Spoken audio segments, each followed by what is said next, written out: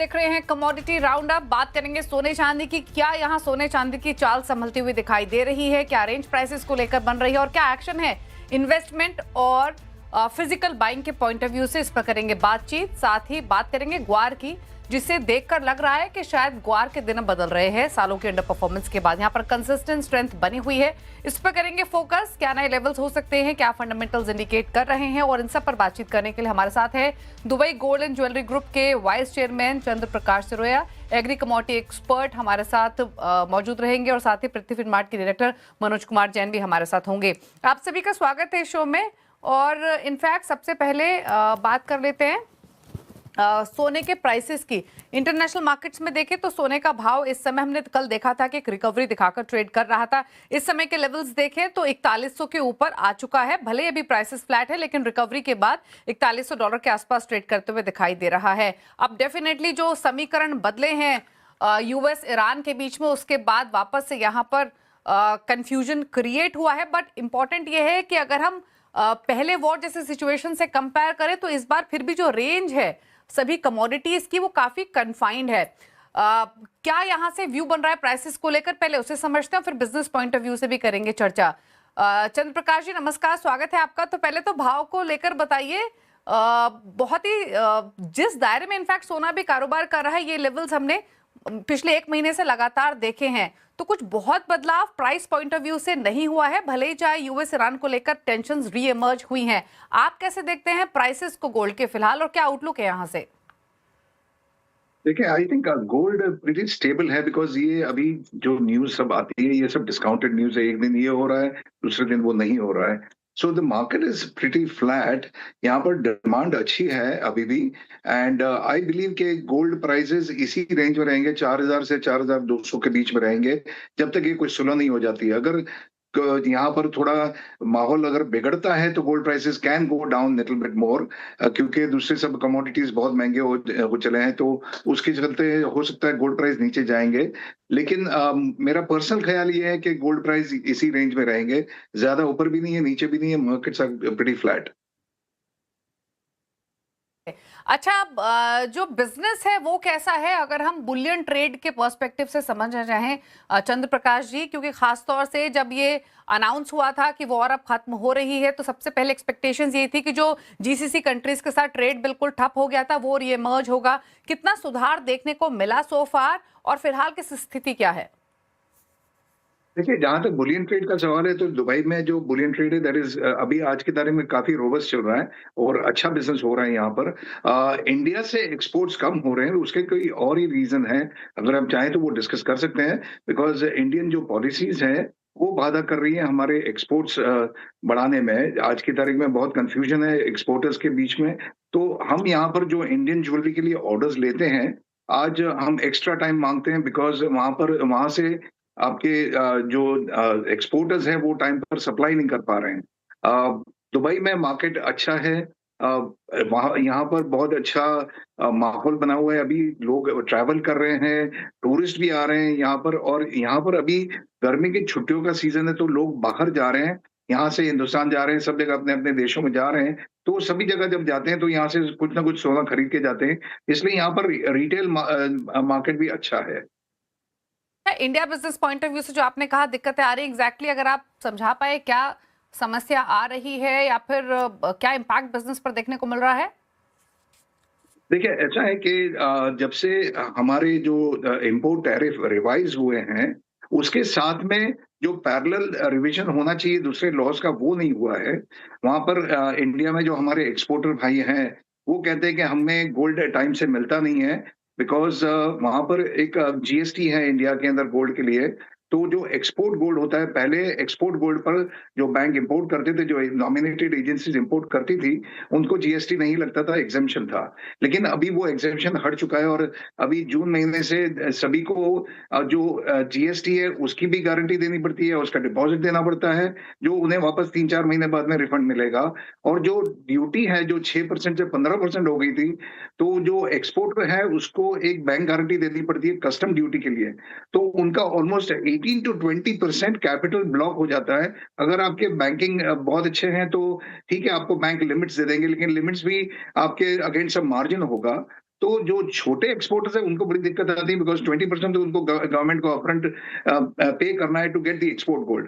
आज export gold की बात करें तो हमारे वहाँ पर आई थिंक अप्रैल एंड मई में एक्सपोर्ट गोल्ड बहुत ही कम अवेलेबिलिटी थी, बिकॉज़ क्लैरिटी नहीं थी जीएसटी का क्या होगा और दूसरे सब जो इम्पोर्ट ड्यूटीज वगैरह का क्या होगा। सिर्फ एक डायमंड कॉर्पोरेशन है, हमारे diamond India private limited, private company है, वो मेजर इंपोर्ट कर रहे थे और वो भी बहुत कम क्वांटिटी में थी। आज भी अगर मैं समझो किसी मेरे सप्लायर को कहता हूँ कि भाई मुझे ऑर्डर है मेरा बड़ा और आप बताइए, तो वो कहते हैं subject to availability of gold from the nominated agencies, because वहां पर इंपोर्ट अभी भी ज्यादा नहीं हो रहा है। नॉमिनेटेड जो एजेंसीज हैं उनका भी कैपिटल ब्लॉक हो रहा है। और एक और बड़ी दिक्कत है कि अगर कोई समझो एक्सपोर्टर है वो अपना खुद का सोना लगा के एक्सपोर्ट कर देता है and then he wants to claim drawback, तो ड्रॉबैक पहले 6% तब था, तब उनको 60% ऑफ 6% का आई थिंक अराउंड 3.5% वापस मिलता था। अभी 15% होने के बाद में भी 3.5% ही मिल रहा है, बिकॉज क्लैरिटी नहीं है उसके अंदर।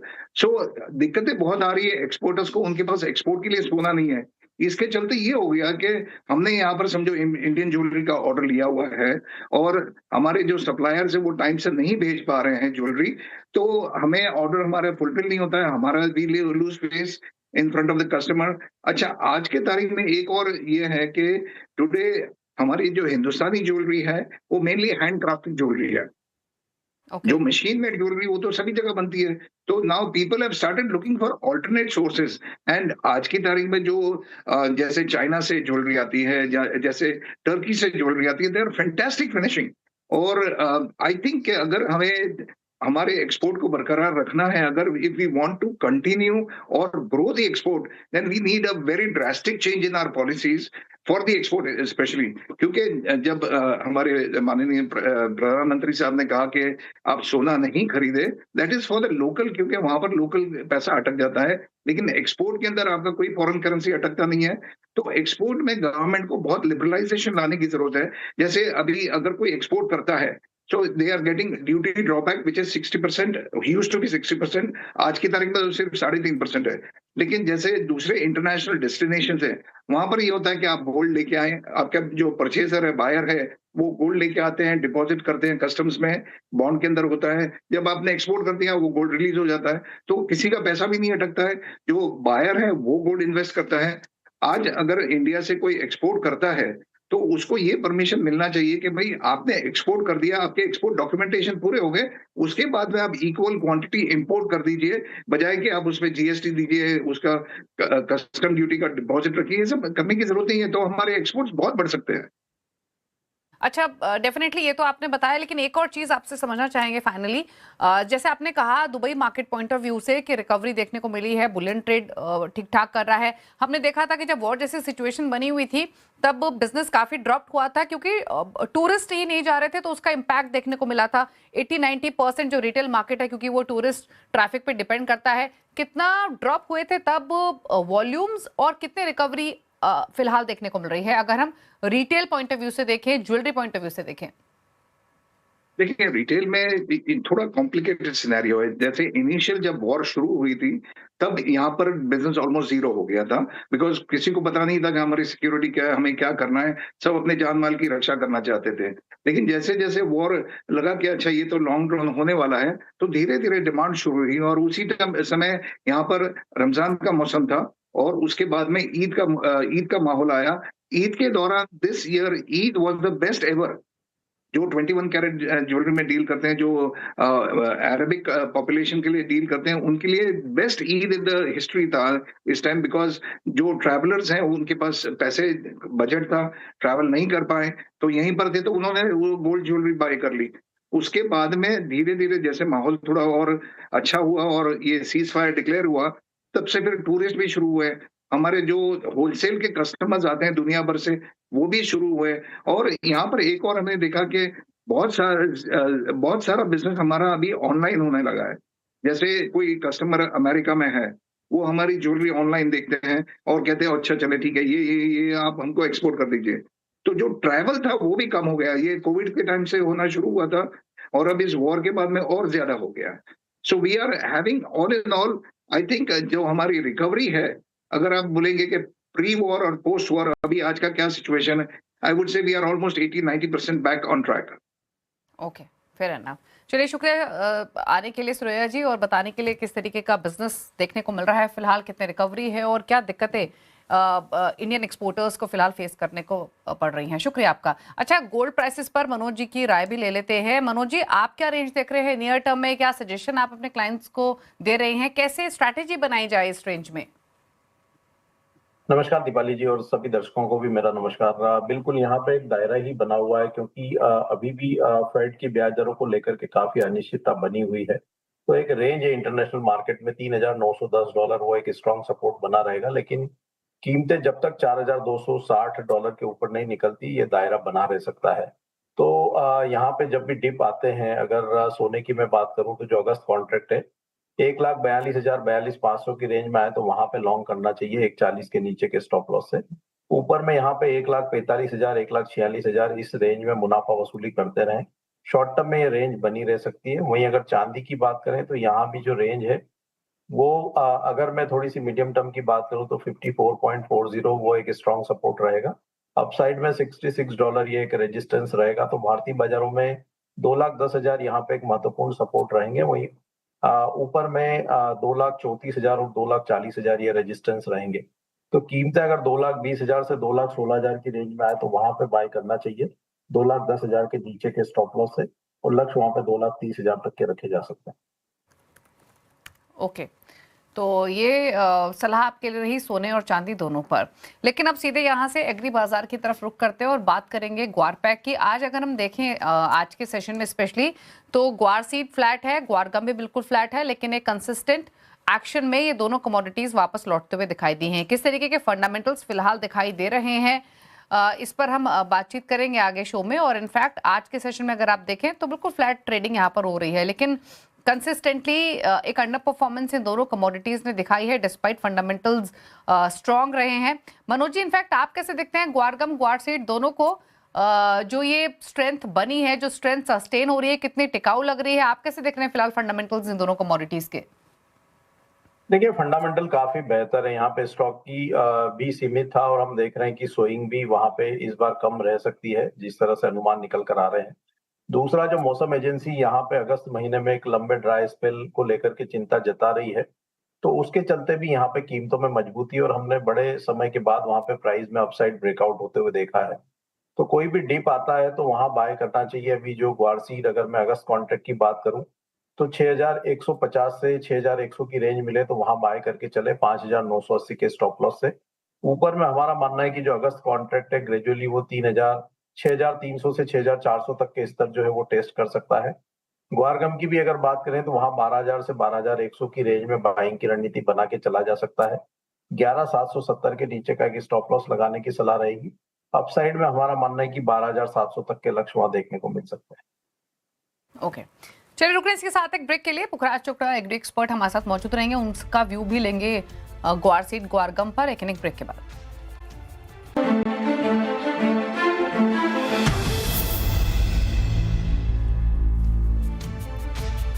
आप देख रहे हैं कमोडिटी कॉल, और अब बात करते हैं ग्वार पैक की। हमारे साथ एग्री एक्सपर्ट पुखराज चोपड़ा बने हुए। पुखराज जी, नमस्कार, स्वागत है आपका। और इनफैक्ट पुखराज जी, आपको याद होगा आपसे पहले भी हमने ग्वार की बात की, और तब भी आपने ये कहा था कि फंडामेंटल्स ठीक होने के बावजूद भी कमोडिटी नहीं चल रही है और समझ में नहीं आता कि क्यों यहाँ पर वो प्राइस अप्रिसिएशन नहीं देखने को मिल रहा है। बट फाइनली जिस तरीके के मूव देखने को मिल रहे हैं, अब ऐसा लग रहा है कि शायद दिन बदल रहे हैं ग्वार गम ग्वार सीड के। ये जो मोमेंटम बना है, ये कितना टिकाऊ लग रहा है? कैसे लग रहे हैं आपको अभी फंडामेंटल्स? जी जी दीपाली जी, आपने सही कहा। उस समय फंडामेंटल का असर नहीं था, पर जो मौसम आईएमडी ने, स्काईमेट ने जो कमजोर बताया था, उसका असर थोड़ा लेट आया पर असर आ गया। ये कमजोर मौसम की वजह से ही गमग्वार के अंदर तेजी आई है, पहली बात तो ये। अब दूसरी बात, मैं अब तक के फंडामेंटल आपको बता दूं कि कल मानसून ने बीकानेर रीजन में प्रवेश किया है, जो ग्वार का सबसे बड़ा गढ़ है। तो प्रवेश करने के बाद में मानसून की बरसात 1.2 मिलीमीटर हुई है। यानी इस तरह का मानसून प्रवेश हुआ है जो बेहद कमजोर, मतलब इससे पहले इतना कमजोर मानसून कभी प्रवेश नहीं किया था। और उसके बाद मौसम विभाग बता रहा है कि 10 तारीख आज के बाद में कल से 21 तारीख तक कोई बरसात की उम्मीद नहीं है। तो ये चिंताजनक विषय है पहली बात तो।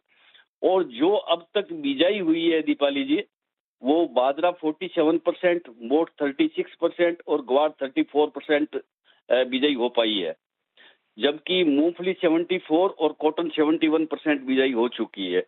तो ये बिजाई के जो आंकड़े हैं वो भी कमजोर हैं। और अब जिस तरह की मानसून की बेरुखी है, इसके अंदर और कमजोरी आएगी। तो खेती के लिहाज से तो इसके भाव बढ़ने ही चाहिए। फिर इसका निर्भर करेगा डिमांड पर। जो अब तक डिमांड है 25,000 टन की, वो लगभग बराबर चल रही है और इसे सामान्य या सामान्य से कुछ अच्छी डिमांड ही कहा जा सकता है। तो सारी बातें ग्वार गम के फेवर में हैं। छोटी मोटी तेजी मंदी में इसलिए बनती रहेगी कि इसके अंदर वॉल्यूम बहुत कम है और लोगों का रुझान भी कम है।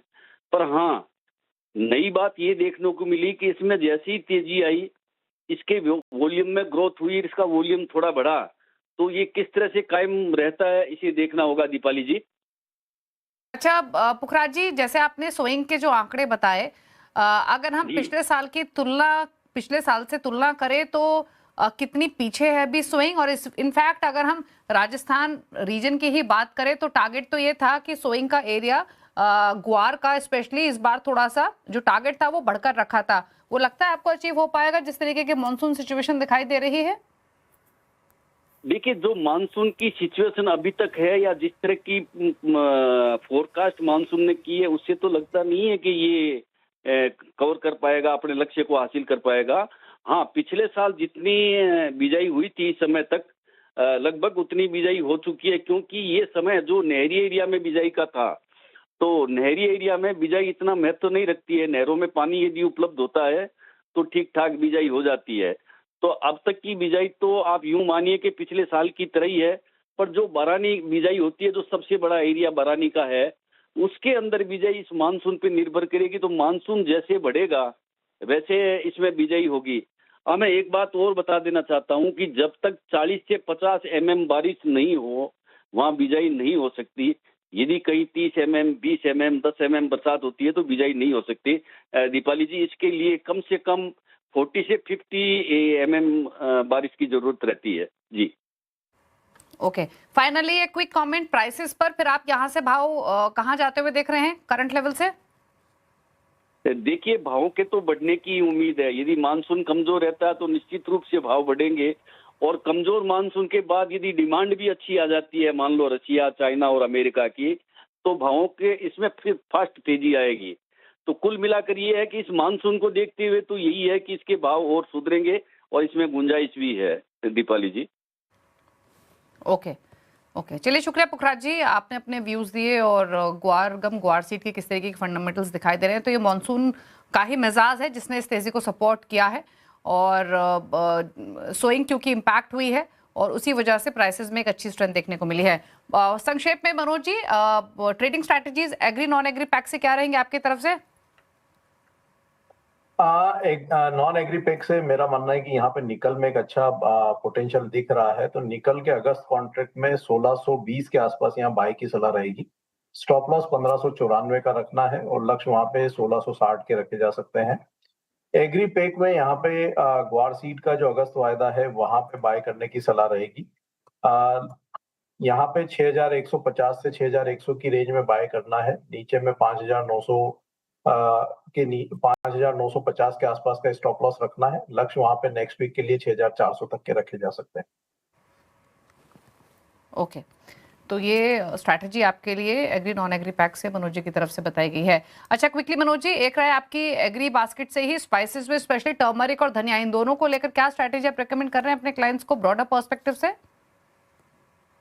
कोरिएंडर की अगर बात करें तो वहां पे ओवरऑल लॉन्ग टर्म फंडामेंटल काफी मजबूत है, लेकिन थोड़ा ओवरबॉट है मार्केट, तो इसलिए डिप का वेट करना चाहिए। अगस्त कॉन्ट्रैक्ट यहाँ पे 15,100 से 14,700 की रेंज मिले तो वहां बाय करने की सलाह हम दे रहे हैं और नीचे में 14,400 के नीचे का स्टॉप लॉस। लक्ष्य वहां पे 16,500 के रहेंगे शॉर्ट टर्म के लिए और लॉन्ग टर्म 18,000 के हमारे लक्ष्य हैं। साथ ही अगर टर्मरिक की बात करें तो यहाँ पे एक अपसाइड ब्रेकआउट देखने को मिल रहा है कीमतों में। तो जब तक कीमतें 18,400 के ऊपर बनी हुई है, यहाँ लॉन्ग की पोजीशन में बने रहें। स्टॉप लॉस यहाँ पे 18,000 के नीचे का रखें। कीमतें अगर 19,000 के आसपास आती है तो एक बार लॉन्ग में मुनाफा वसूली करने की सलाह है। ओके, चलिए, तो ये रही स्ट्रैटेजी आपके लिए स्पाइसेस के पैक पर। शुक्रिया मनोज जी, आप आए शो में और सभी कमोडिटीज पर, सभी स्ट्रैटेजीज पर आपने अपने कमेंट्स शेयर करे। तो ये कुछ ट्रेड्स आपको एग्री नॉन एग्री बास्केट से रिकमेंड किए गए हैं जहां पोजीशंस बना सकते हैं। इसी के साथ वक्त हो गया एक ब्रेक का। ब्रेक के उस पार आप देखिए फ्यूचर एक्सप्रेस। इस शो में इतना ही। नमस्कार।